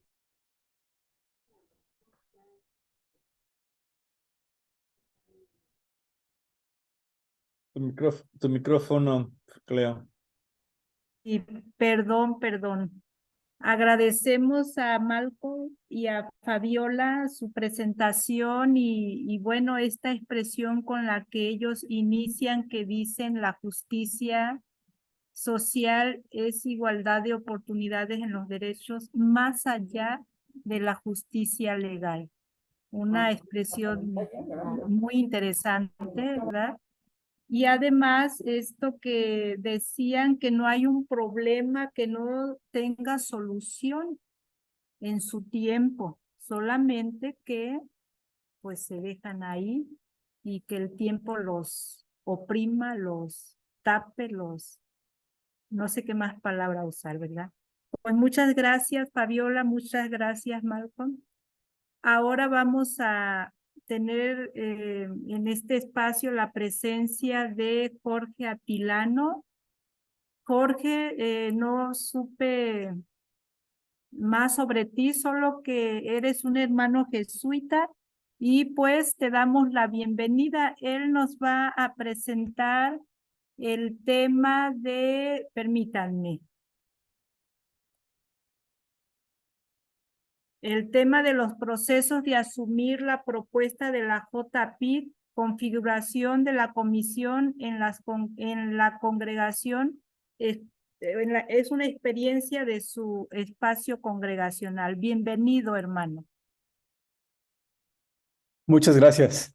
¿Qué tal? Buenas noches a todos y todas. Pues me da gusto estar con ustedes aquí de la vida religiosa, laicos, con esta intención de poder avanzar en el tema de la justicia y de la paz. Miren, lo que me gustaría presentarles es platicarles cómo vamos ahorita con este proceso del Diálogo Nacional por la Paz. Empezar desde cómo fue que como jesuitas empezamos a trabajar en estos temas y cómo hemos llegado a esta propuesta, ¿sí? En el año 2010 ustedes recordarán, el tiempo donde hubo un incremento de los homicidios en México. Entonces, ante esa situación, como jesuitas nos sentimos muy conmovidos y en el plan apostólico se colocó la atención de la violencia como una prioridad. pero en ese momento se dijo que se forme una comisión para atender esa situación. Y lo que le sugería al provincial en ese entonces es que yo me quería ir a estudiar, que lo que estaba pasando era muy complicado y que habría que entender bien como cuál era el problema para saber dar alguna respuesta. Y fue como en el 2012 me fui a estudiar. Primero me fui a Estados Unidos. Allá fui a reencontrarme con jóvenes pandilleros con los que había trabajado para saber por qué estaban bien. Casi siempre investigamos al revés, por qué andan mal los pandilleros. Pero aquí era por qué estos jóvenes que habían estado en la pandilla, por qué estaban bien. Y ahí me di cuenta que estaban bien porque se habían integrado a una familia, se habían incorporado al trabajo y habían hecho una relectura de su historia. Ya no eran los expandilleros, sino ya era el hijo o el papá. De ahí me fui a una obra en California que se llama Homeboy. Es una obra dedicada a lo que sería la atención de pandilleros que están en una situación más de riesgo y les ofrecen apoyo. Cada día llegan pues alrededor de 50 pandilleros buscando apoyo. En el proceso están unos 300 que duran proceso de acompañamiento de 3 meses y después entran y salen. Y ahí me di la oportunidad de poder entrevistar a pandilleros de los 60, 70, 80, del 90, del 2000 y del 2010 para entender el cambio generacional. Fue otro elemento, pero me di cuenta que la clave estaba en el territorio, que el tema de la pandilla y el cambio generacional fue de un territorio que se cuidaba como por identidad, por orgullo, por pertenencia, a un territorio que se controlaba más por el negocio de la droga. Después me fui a Cuba. En Cuba fui a hacer la tercera aprobación y ahí en Cuba, pues más bien fue estudiar más una lectura espiritual, pero aproveché para ver por qué Cuba tenía bajos índices delictivos, qué estaba pasando en Cuba en el 2013. Y lo que encontré fue que en Cuba se ha hecho una estructura territorial que servía de control, pero también la gente lo tomó como una manera de apoyarse y que hay un sentimiento de familia muy fuerte. Entonces, esos dos elementos estaban haciendo que Cuba en ese entonces tuviera bajos índices delictivos. De ahí me fui a Chile. En Chile estudié una maestría en ética social y me puse a investigar en América Latina programas que lograron reducir la delincuencia y mejorar la convivencia.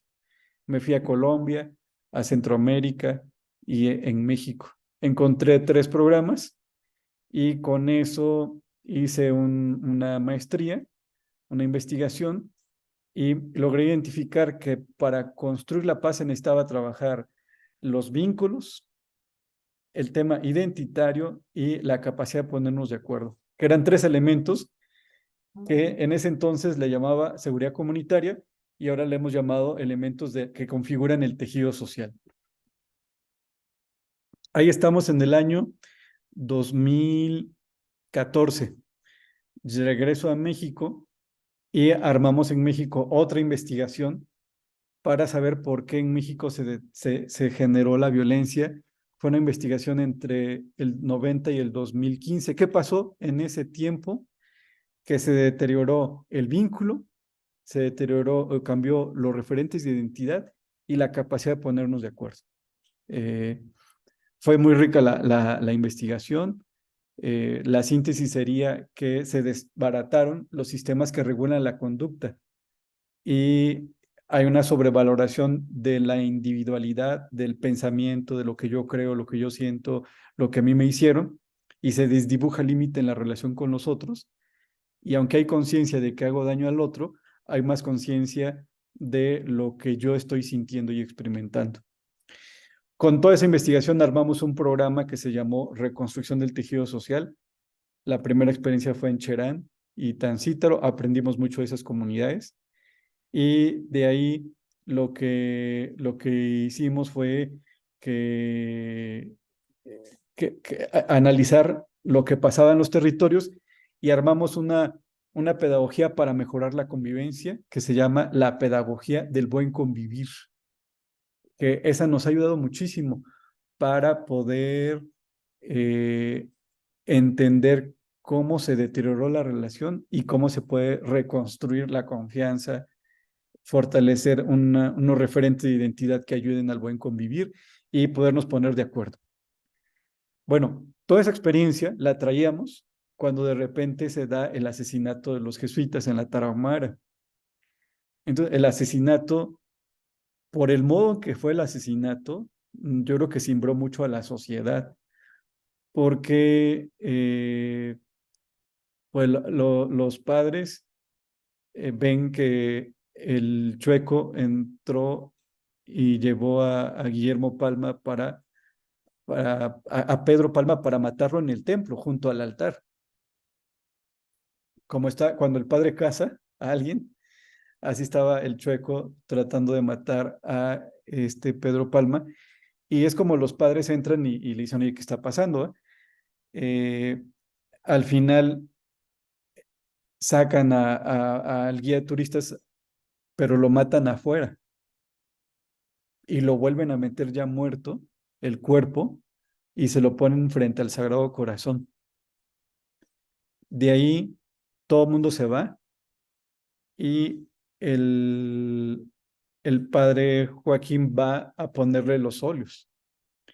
Y cuando le está poniendo los óleos, de repente, no sabemos por qué, regresó el Chueco al templo, enojado, y se va contra el padre se encierra en la sacristía, este tipo revienta la puerta, lo saca de los cabellos y lo pone junto al sagrario. Llegan los otros dos padres y el Chueco lo que hace es dispara al padre Joaquín, cae frente al sagrario, después le dispara al padre Javier, cae frente al ambón, y al tercer padre no lo mata, y más bien le pide que lo confiese y que le dé la absolución. Entonces, una cosa que habla de hasta dónde llega este deseo de poder, que no es la violencia del ejército del que quiere robar, sino del hijo que asesina a sus abuelos. La locura que hace asesinar a los abuelos. Bueno, eso nos movió mucho y hubo todo un movimiento y dijimos, no, más bien vamos a unirnos con la vida religiosa y con los obispos para hacer un proceso de construcción de paz. Empezamos por las jornadas de oración, seguimos por los conversatorios por la paz, después los foros y ahora es el diálogo nacional que empieza pasado mañana, el diálogo nacional por la paz. De los conversatorios tenemos documentados 1,002 conversatorios en 20 estados y se hicieron 50 foros en los 32 estados de la República. Con esa información se creó un grupo que analizó la información y elaboró la Agenda Nacional de Paz, que es la que mañana se va a dar a conocer, la Agenda Nacional de Paz, y que se va a discutir en el Diálogo Nacional por la Paz en Puebla. Hasta ahí vamos. En Puebla llegará se tienen registradas 1,000, hasta donde yo me quedé eran 1,250 personas. Como buenos mexicanos, hasta el final dejamos las cosas, sigue gente queriendo llegar, le decimos que ya no hay espacio, pero nos piden que por favor, que... Entonces, esperaremos como 1,300 personas. Y la intención es consensar esa agenda que tiene que ver con lo que pasa en la familia, en la comunidad, en el barrio, en la ciudad, la policía, el Ministerio Público, el poder judicial, hasta llegar al ejército. Y se plantea una ruta. O sea, yo creo que el diagnóstico lo tenemos más claro. Lo que falta es definir qué hacer. Y la agenda, son 3 apartados, uno sobre la realidad y 2 sobre el qué hacer, uno sobre el horizonte y el otro sobre la ruta. Entonces, por ahí va. Ojalá estén al pendientes y pues ahí les iremos informando cómo va el proceso. Estoy como director ejecutivo del Diálogo Nacional por la Paz por parte de la SEM, la CIRM y la provincia mexicana de los jesuitas. Por ahí. Dejo tiempo por si hay preguntas o algún comentario.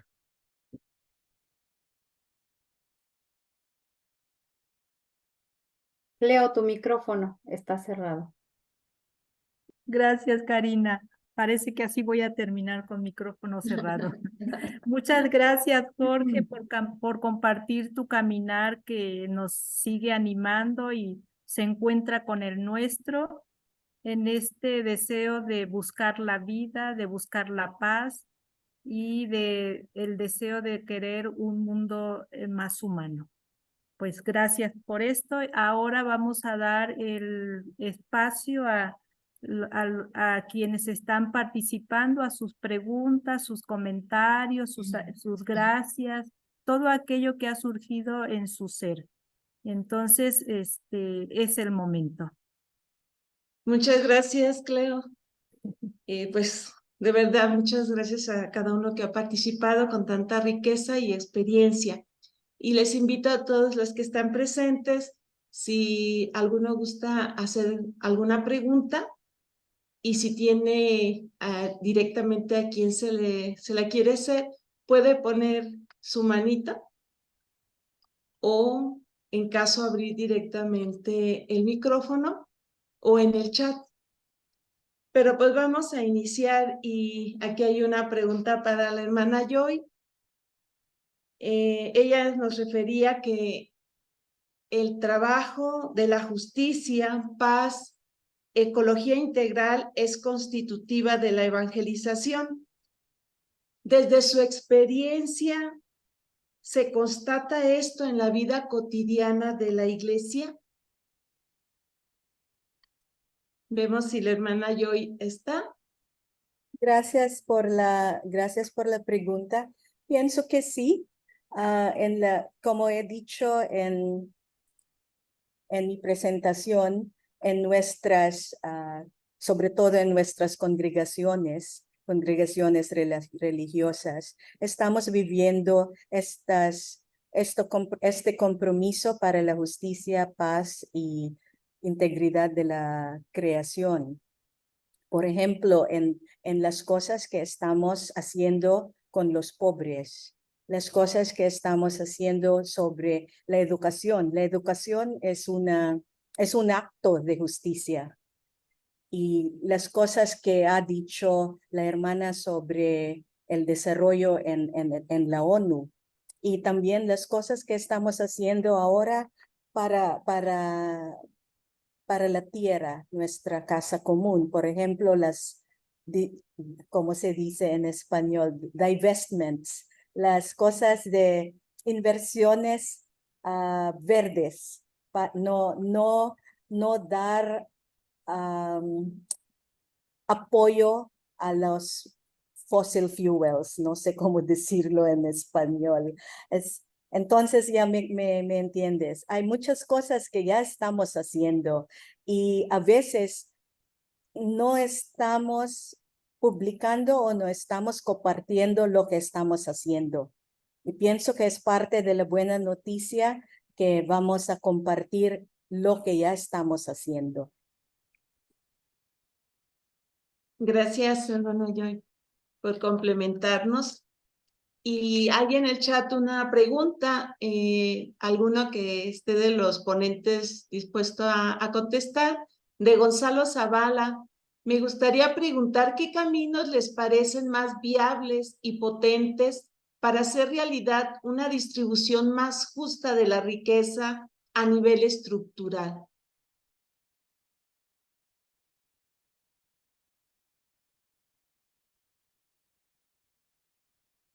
A lo mejor, no ¿Quieres sé. que digo algo?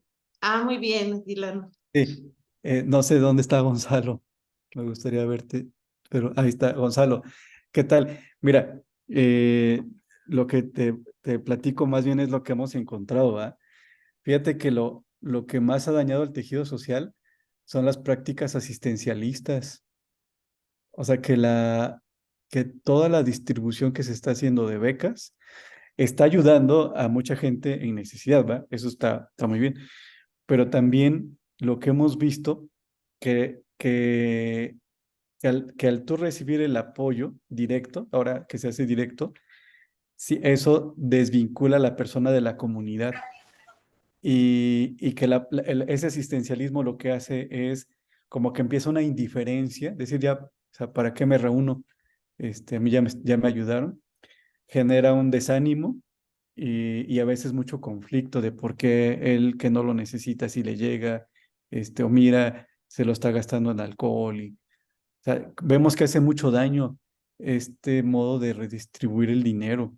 Yo creo que más bien se necesitaría fortalecer el empleo, mejores condiciones de trabajo, la inversión en el tema de la industria. Creo yo, por el efecto, yo lo veo más desde el efecto del tejido social, ¿va? Sí, por ahí. Es lo que hemos visto en cuanto a toda esta distribución que se hace por medio de becas. Yo también complementaría un poquito, Anita, Rosa perdón, Inés.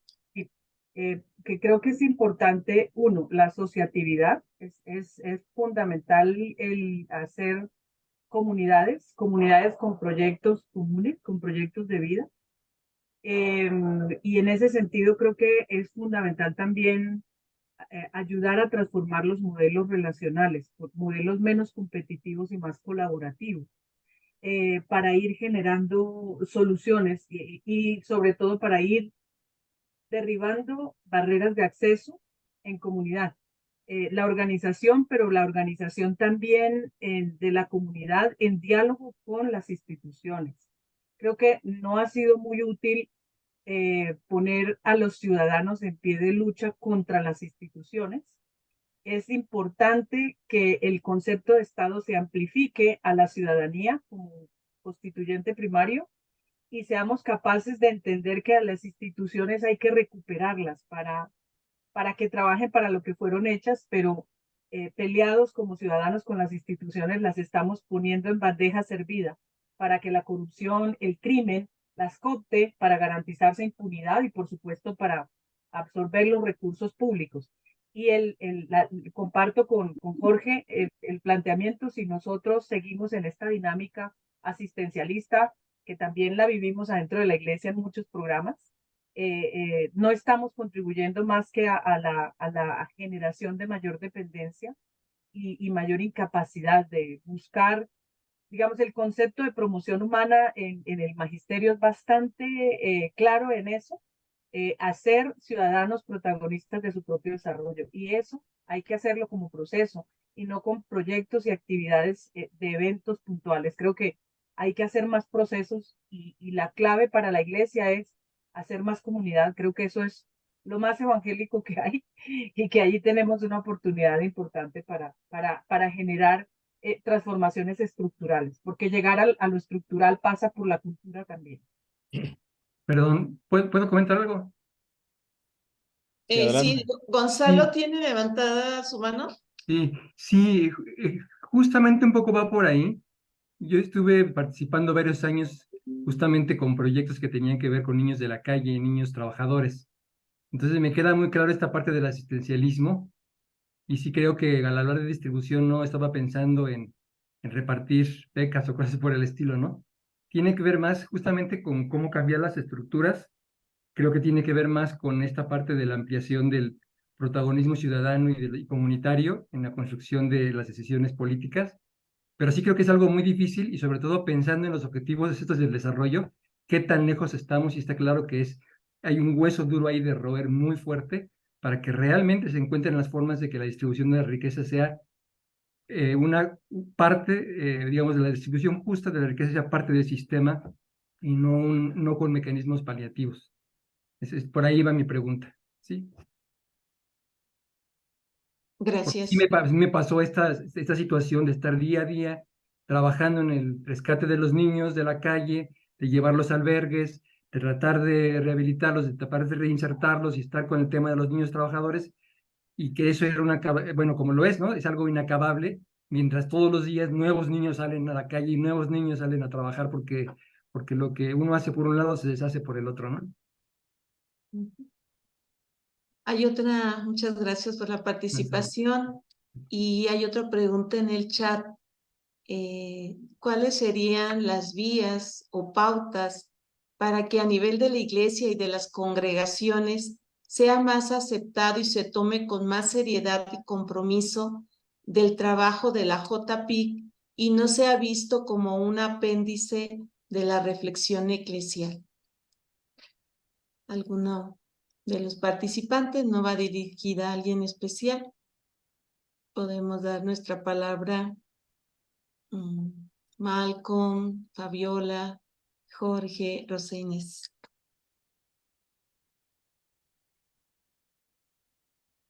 La hermana Joy. Sí, bueno, solo quiero decir que pienso que es muy importante comenzar con nuestros carisma. Cada congregación tiene su carisma y si vamos a comenzar con es lo que vamos a compartir, es la misión que vamos a compartir. Solo hay que poner también en nuestra mente, en nuestra práctica, que es algo que es para claramente transformar y ser transformada, transformar estructuras, transformar relaciones. Y cada congregación, si estás en una congregación para la educación, hay que poner la educación al servicio de JPIC. Si estás en la congregación que trabaja en la salud o con los jóvenes, con los pueblos indígenas, hay que poner y hacer todo esto en el nivel de JPIC. Cada quien tiene que buscar en cada contexto y cada cultura. Muchísimas gracias. Este compartir es muy importante porque yo creo que nos desafía a todas, a todos, y como congregaciones religiosas también, como tener como columna la JPIC dentro de nuestras congregaciones desde nuestro carisma, ¿no? Un desafío. Está levantada la mano de Marcela.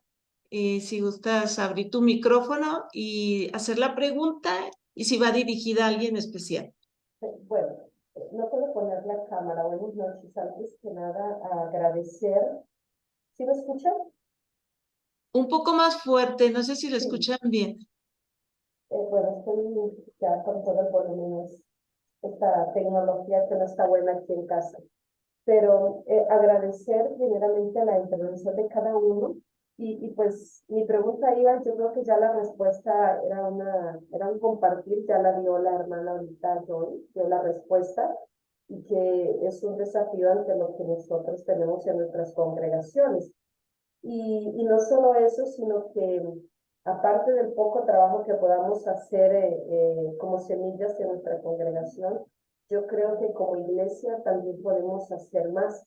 Nada más que a veces nos conformamos con las pequeñas celebraciones en tiempo y no hacemos proceso. Entonces yo estoy de acuerdo en lo que han compartido y pues quería responder a lo que decían también con inquietud y que ya lo ha dicho, lo ha contestado bien la hermana. Entonces yo creo que es una realidad que estamos viviendo y que podemos aportar desde nuestras congregaciones. Y agradecer. Gracias, gracias. Gracias, hermana Marcela. Hay otra mano levantada de Carmelitas del Sagrado Corazón. Sí, buenas noches. Muchas gracias por este compartir. Y ahorita lo que se estaba diciendo acerca de los carismas, lo que decía ahorita la hermana Joy, me parece, creo que nos hace falta esto, que es poner en común los carismas, o sea, pues sí, las congregaciones, los movimientos eclesiales, laicales, poner en común, ¿verdad? Los carismas en este espacio de JPIC.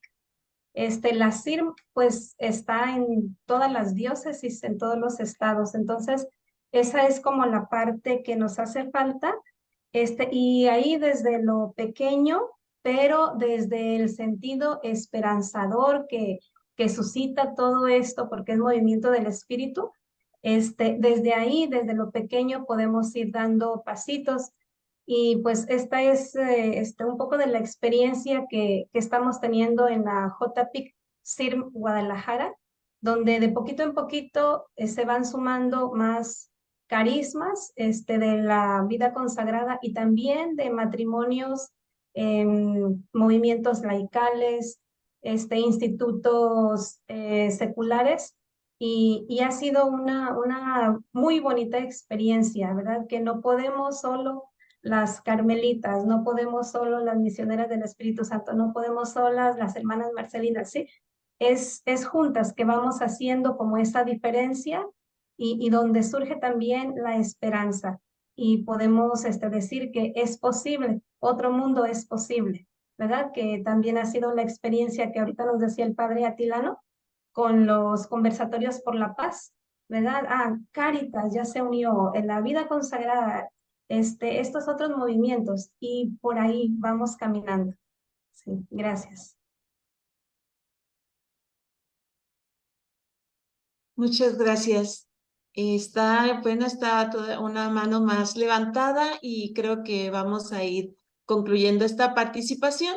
Nos deja pues también bastante movidas, porque son temas coyunturales que nos tocan en lo más profundo de nuestro ser. Hermana Marisela, la escuchamos. Bueno, yo ahorita me motiva mucho esto del PIC, JPIC, y tengo una inquietud de cómo poder seguir cuidando nuestra casa común, pero, por ejemplo, no sé si es una asociación o una empresa, perdón, una empresa, lo que está alterando para que llueva. El año pasado se daba mucho por el Estado de México, en Atlacomulco sobre todo, y se ponen las nubes y pasa una avioneta y no sé qué es lo que echa y destroza nuestras nubes y no deja que llueva.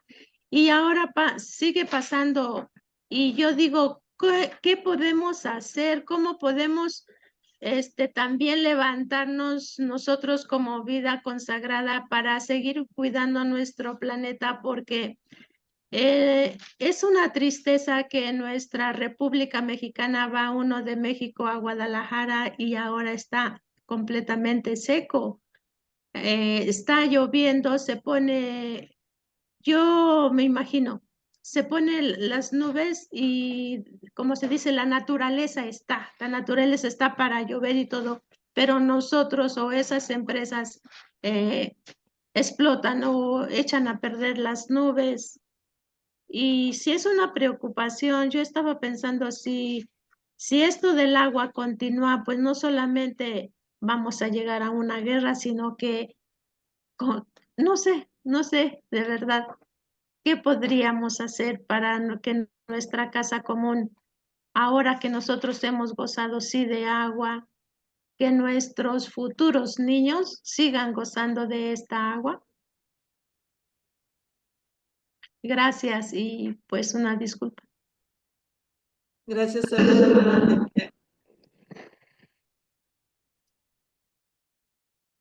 No sé si hubiera alguna resonancia, son temas, es nuestra realidad, todo nuestro sistema climático está bastante afectado, ¿verdad?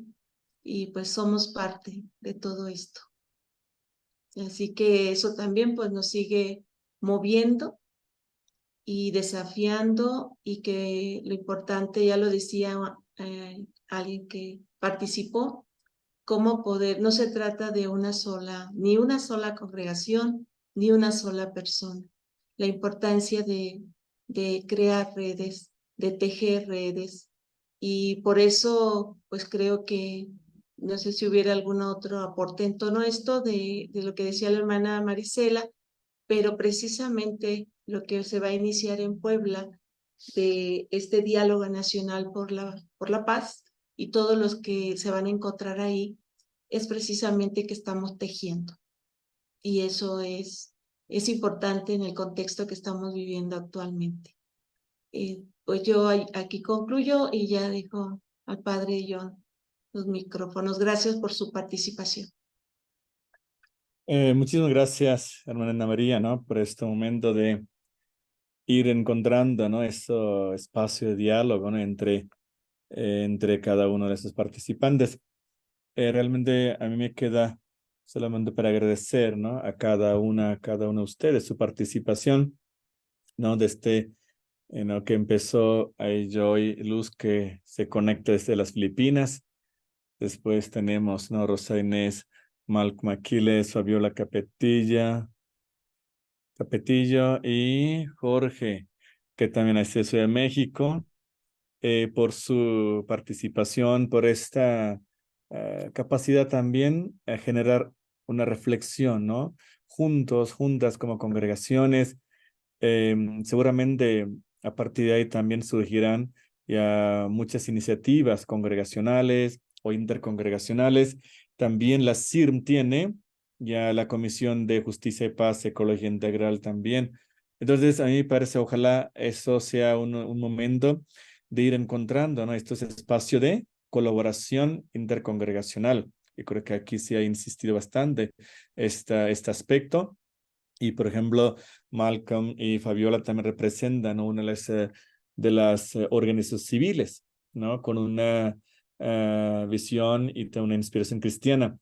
Ya vemos también, ¿no? Ellos mismos ya en su visión y misión ya hablan prácticamente de lo que nosotros estaremos diciendo, la construcción del reino de Dios. Entonces, al final ya es una invitación para trabajar juntas en proyectos comunes. Ya, realmente este webinar es una colaboración también ya con el Departamento de Proyección Profética y la Comisión Justicia, Paz y Ecología Integral de la CIRM, ¿no? Así que de nuestra parte agradecemos a cada uno de ustedes su participación. Esperamos que esto genere ya muchas inquietudes y muchas preguntas, hasta creo yo más preguntas que nos ayuden, ¿no? Ir encontrando estas respuestas, ¿no? De manera conjunta. También mi agradecimiento a Cleo y Ana María que han coordinado, ¿no? esta sesión. Así que muchas gracias por su participación y cualquier pregunta, cualquier duda que tengamos, también pueden dirigirse, ¿no? a la CIRM Nacional, de tal manera que nosotros también podamos ir buscando en estas soluciones comunes. También deseo que esta búsqueda, ¿no? esta jornada nacional, ¿no? por la paz que tenemos también este fin de semana, realmente dé también ya muchas otras pautas, ¿no? Para construir ya un México de oportunidad para todos. Así que muchas gracias. Entonces, solamente un aviso que tenemos aquí es para el próximo mes, para el día 17 de octubre, a la misma hora tenemos igual el siguiente webinar. Ahí se abordará la última encuesta sobre la discriminación desde un enfoque religioso, ¿no? Y ahí igual, ahí estarán compartiendo, ¿no? los resultados y a la vez también esto permitirá sensibilizar también a nosotros, ¿no? Desde el enfoque religioso, toda esta realidad de la discriminación en México. Así que les deseo, tengan una bonita noche. Y ahí estamos en contacto. Que les vaya muy bien. Tengan una bonita noche. Hasta luego.